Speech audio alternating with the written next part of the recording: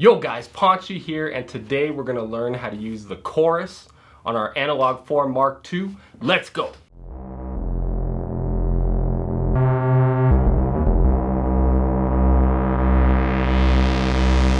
Alright guys, so I have a patch pulled up here. It's the same as last week's patch when I did the delay video. So this is what the chorus sounds like when we're just using the default settings. So if you go to the track that you want and then you go to amp, you can see the chorus setting there. So this is what it sounds like.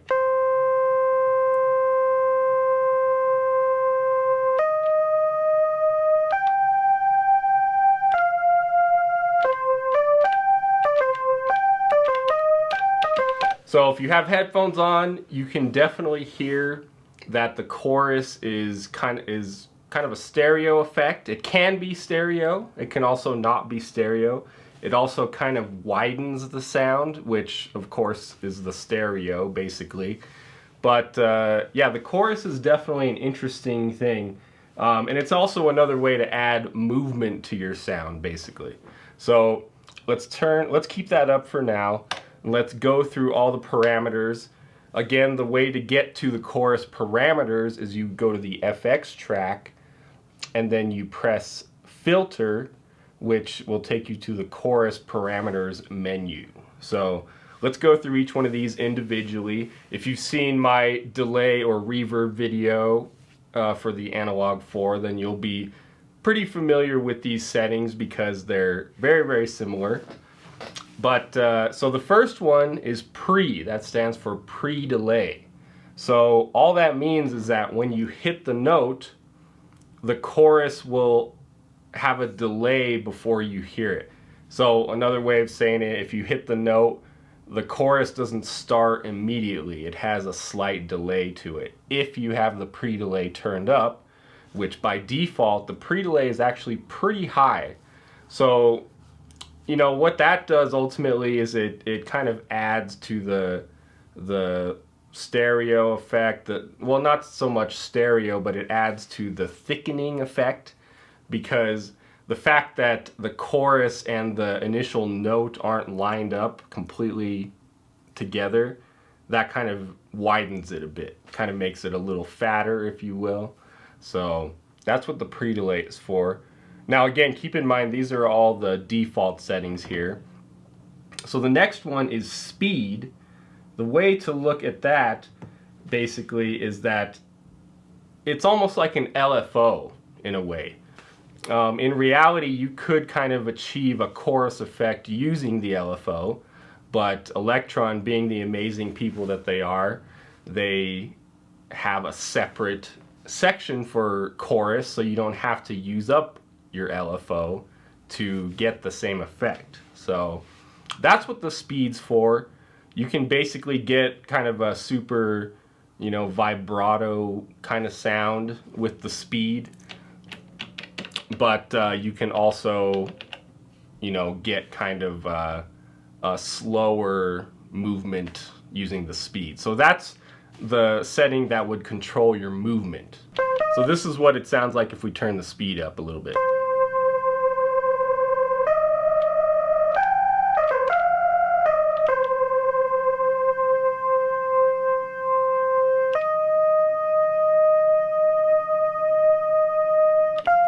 So again, just like anything else, I recommend you set the speed based on your taste. You know, I don't want to tell you any kind of specific settings in this regard, because it's definitely a taste thing. You know, that's what we're trying to achieve here. I'm trying to help show you guys how to create your own sounds rather than have to rely on presets and things like that. So now DEP stands for depth. Now the way to look at that is ultimately it's the depth of the modulation. So best way to describe it is to listen to what it sounds like.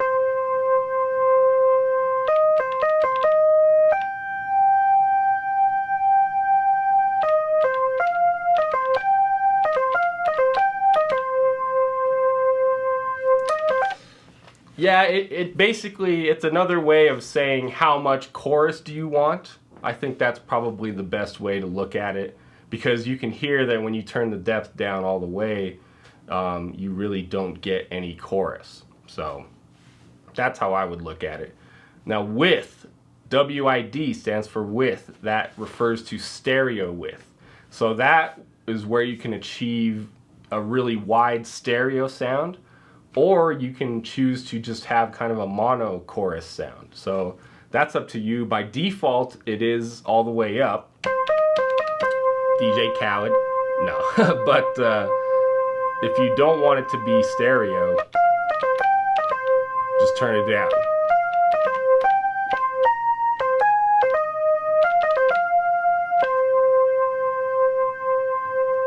The best way to hear that, of course, is if you have some really good studio monitors, or if you have your headphones plugged into the Analog 4. That would be the best way to set it, in my opinion. So, okay, feedback. FDB stands for feedback. Now, this is very similar to the delay. If you saw my delay video, feedback refers to essentially how many repeats there are. So in this case, feedback is very similar.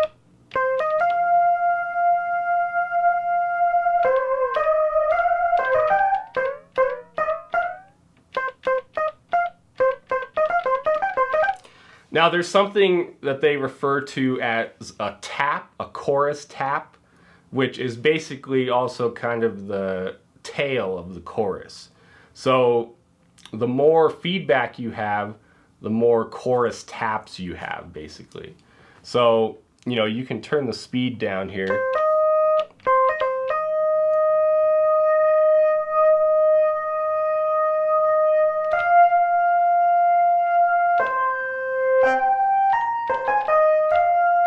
So if you turn the speed down, you can really hear the effect of the feedback. So it also goes negative.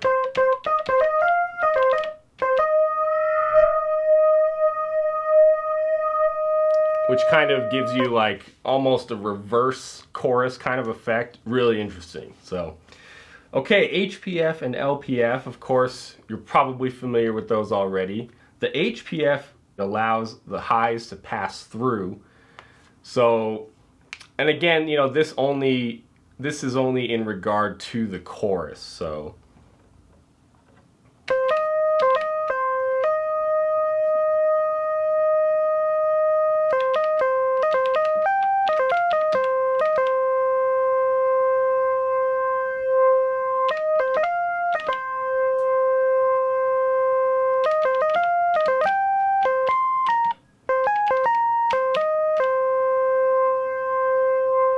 So again, you know, something like that, you don't want to get caught up on the technicality of it per se.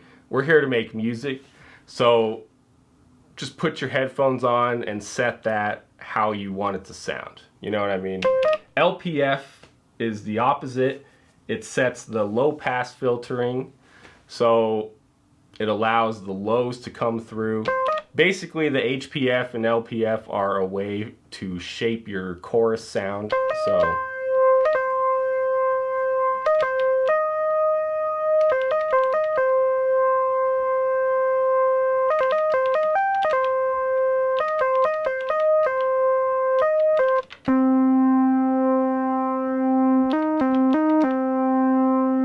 keep in mind, like I mentioned also in the delay video, HPF and LPF will never add frequencies that aren't there.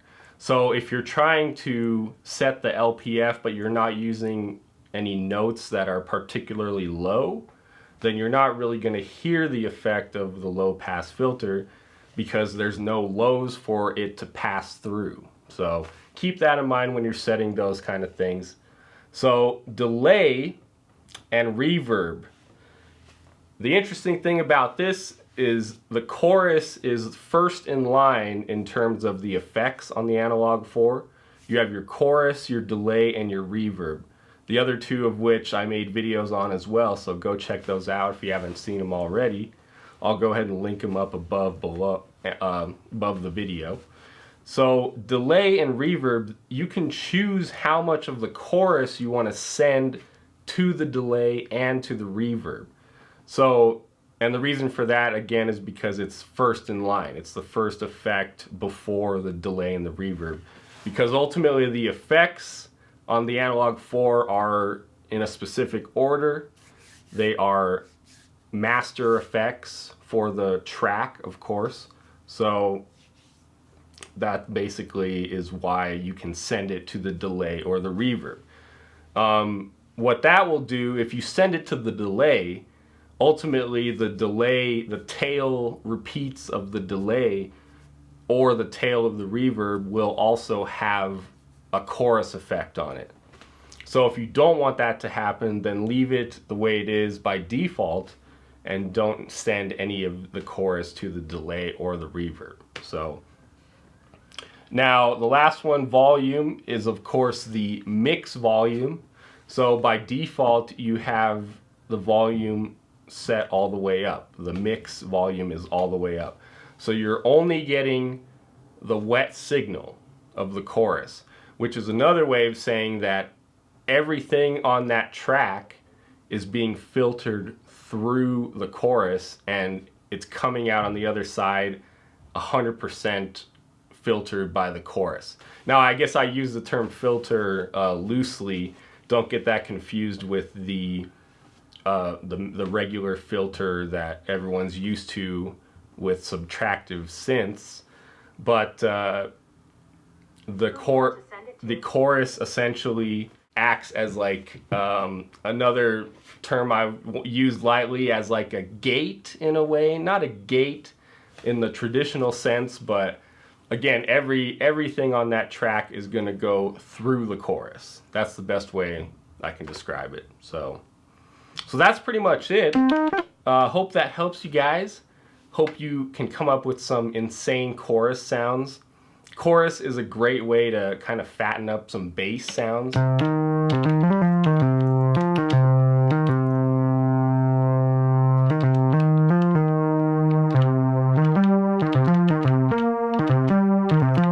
However, if you are looking for a fat bass sound, I have a video on that as well with the Analog 4. So if you have any questions, feel free to ask them below. Thank you for watching, and I'll see you in the next video.